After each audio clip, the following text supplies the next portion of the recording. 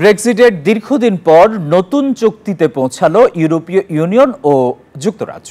লন্ডনে সোমবার ইউকে শীর্ষ সম্মেলনে প্রতিরক্ষা ও নিরাপত্তা, মৎস্য সম্পদ এবং যুব গতিশীলতা বিষয় নিয়ে একটি চুক্তিতে পৌঁছায়। বিশ্লেষকরা বলছেন, এর মধ্য দিয়ে ব্রিটিশ কোম্পানিগুলোর ইউর বড় প্রতিরক্ষা প্রকল্পগুলোতে অংশগ্রহণের সুযোগ খুলবে।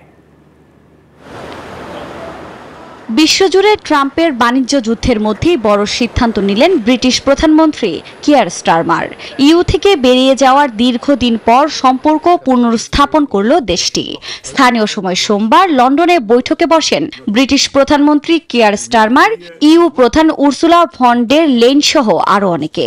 এ সময় ইউরোপের নিরাপত্তা জোরদারের পাশাপাশি ব্রিটেনের অর্থনৈতিক প্রবৃদ্ধি নিয়ে চলে আলোচনা, যেখানে ইউর সঙ্গে প্রতিরক্ষা সহায়তা বৃদ্ধি এবং বাণিজ্য ক্ষেত্রে কিছু বিধিনিষেধ শিথিলের সিদ্ধান্ত নিয়েছে স্টারমার সরকার।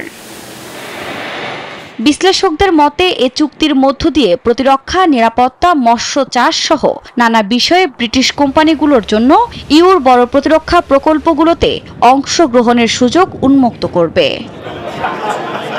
এদিকে এ চুক্তির পরপরই ইউকে নিজেদের বন্ধু বলে জানান ব্রিটিশ অর্থমন্ত্রী র্যাচেল রিভস।